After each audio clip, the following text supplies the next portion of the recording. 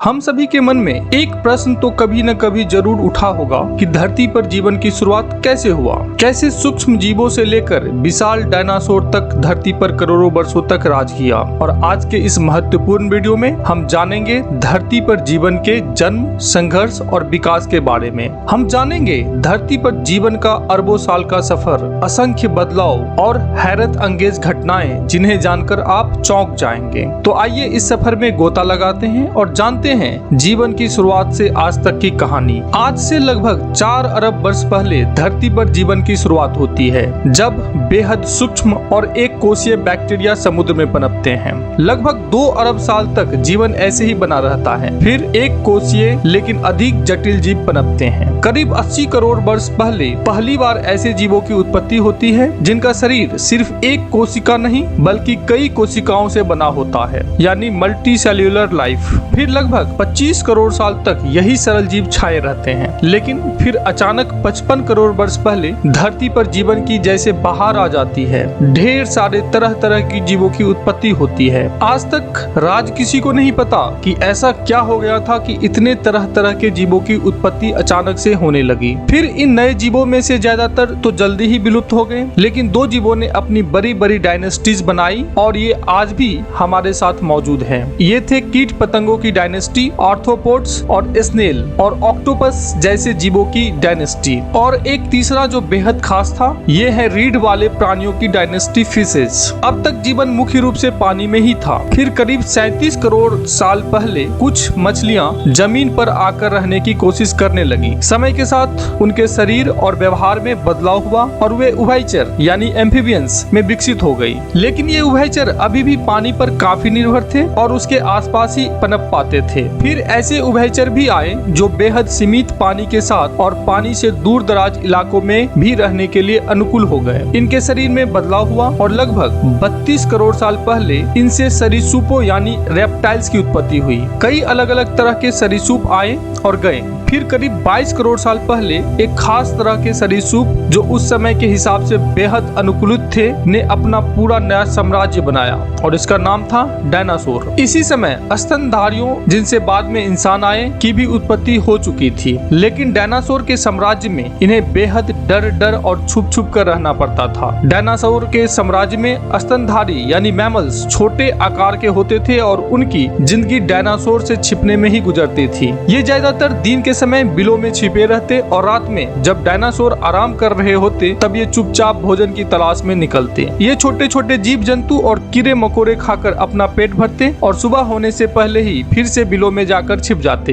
इस तरह का जीवन करीब 15 करोड़ साल तक चलता रहा। लेकिन करीब 6 करोड़ साल पहले धरती से एक बड़ा उल्का पिंड टकराया जिसने डायनासोर का अंत कर दिया। डायनासोर और अन्य बड़े जीव इस टक्कर में खत्म हो गए, लेकिन छोटे स्तनधारी बच गए। डायनासोर के जाने के बाद धरती पर बड़े शिकारियों की कमी हो गई और मैमल्स को फलने फूलने का सुनहरा मौका मिला। अब वे बिना डर के बाहर रह सकते थे और खाने और रहने की कोई कमी नहीं थी। इस नए माहौल ने मैमल्स की विभिन्न प्रजातियों के विकास को तेज कर दिया और देखते ही देखते नए नए प्रकार के मैमल्स की उत्पत्ति होने लगी। आज के जितने भी बड़े स्तनधारी हैं, जैसे ब्लू व्हेल, हाथी, घोड़ा, जिराफ, शेर आदि, उनके पूर्वज इसी समय विकसित हुए थे। पौधों ने भी इस उल्का टक्कर से हुई नुकसान की भरपाई की और ढेर सारे नए प्रकार के पौधे उगने लगे, जिनसे घने जंगल बनने लगे। मैमल्स के मुख्य रूप से 2 समूह बने, एक मांसाहारी और दूसरा शाकाहारी। शाकाहारियों के लिए बड़ी चुनौती थी कि पेड़ों पर ढेर सारा भोजन तो था, लेकिन यह जमीन से इतनी ऊंचाई पर था कि ज्यादातर जीव वहां तक पहुंच ही नहीं सकते थे। फिर जीवों की एक प्रजाति ने पेड़ों पर चढ़ने की कला में महारत हासिल कर ली। अब ये पेड़ों के ऊपर ही रह सकते थे और वहां के फल और पत्ते खाकर जीवन बिता सकते थे।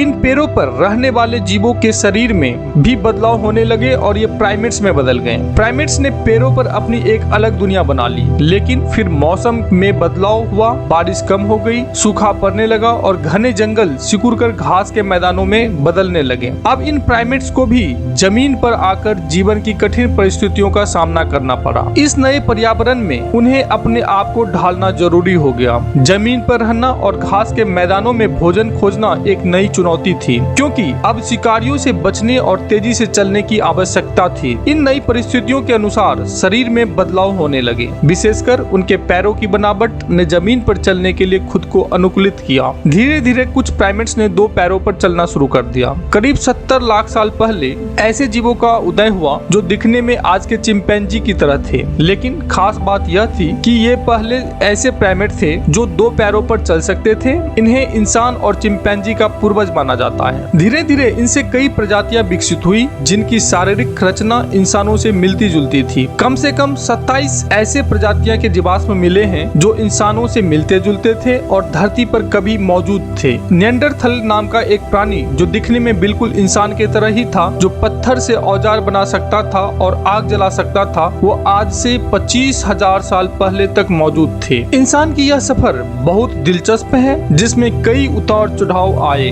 जब चिंपैंजी जैसे दिखने वाले जीव 2 पैरों पर चलने लगे तो उन्होंने अपने हाथों का इस्तेमाल औजार बनाने और दूसरे कामों के लिए करना शुरू किया। करीब 25 लाख साल पहले ये जीव पत्थरों को औजार की तरह इस्तेमाल करना सीख गए थे। पत्थरों का उपयोग न केवल शिकार के लिए बल्कि चीजों को काटने और अन्य कार्यों के लिए भी किए जाने लगा। इसी प्रक्रिया के दौरान मस्तिष्क का आकार भी बढ़ने लगा, जिससे उनकी सोचने और समस्याएं हल करने की क्षमता में इजाफा हुआ। धीरे धीरे ये प्रजातियां विकसित होती गई और करीब 15 लाख साल पहले इन्होंने आग जलाना भी सीख लिया। आग ने इनकी जिंदगी में एक बड़ा बदलाव लाया। अब वे ठंड से बच सकते थे, जंगली जानवरों से सुरक्षा कर सकते थे और पकाकर भोजन खाने लगे, जिससे पाचन और स्वास्थ्य में सुधार हुआ। करीब 3 लाख साल पहले होमो सैपियंस यानी आधुनिक इंसानों का उदय हुआ। ये पहले हंटर गैदरर्स थे जो शिकार करके और पेड़ पौधों की जड़ें और फल इकट्ठा करके अपना जीवन जीते थे। करीब 70,000 साल पहले ये अफ्रीका से निकलकर एशिया, यूरोप,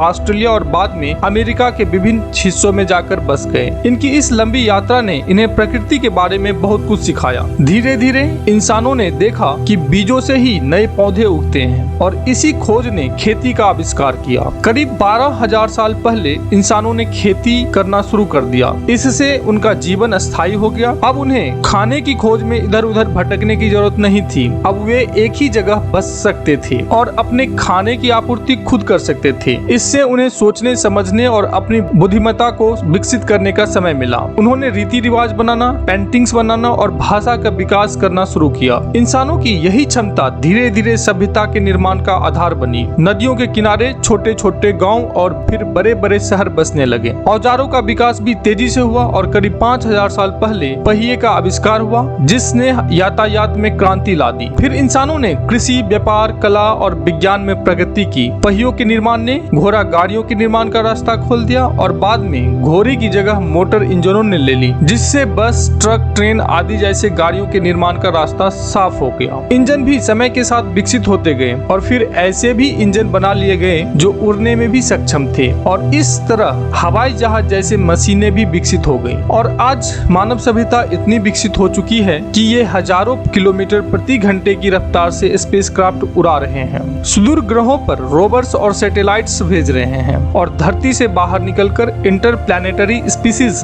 बनने की ओर अग्रसर हो रहे हैं। आशा है कि आप सभी को ये वीडियो जरूर पसंद आया होगा। ऐसे ही वीडियोस के लिए हमारे साथ जुड़े रहें। अगर आपने अभी तक चैनल को सब्सक्राइब नहीं किए हैं तो सब्सक्राइब जरूर कर लें और वीडियो को लाइक एवं शेयर जरूर करें। तो मिलते हैं अगले वीडियो में कुछ और रोचक एवं महत्वपूर्ण जानकारियों के साथ। धन्यवाद।